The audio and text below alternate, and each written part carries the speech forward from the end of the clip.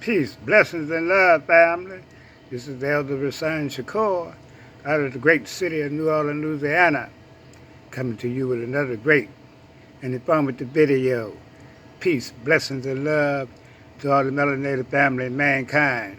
But family, this video is going to be about black people not staying on code. We just don't stay on code. And I'm talking about that fight last night. If Dante Waller would have whipped that white boy the same way he got whipped, white folks wouldn't have did that. What we did, clowning his brother, saying bad things. You fucking niggas ain't shit.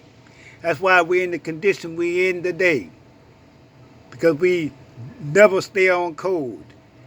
We're always trying to ridicule each other. That's right. Always trying to ridicule each other. Now, if he would have won, half of them muck-ass niggas would have been on the bandwagon. That's all it is, a bunch of bandwagon niggas. That's right. And we're going to stay in the condition we in. Because we never stay on code. We never stay on code. This shit is ridiculous. It's very ridiculous. And I saw the comments, I saw the videos, celebrities and everything else. Because the brother lost one fight. And he should have won the first fight.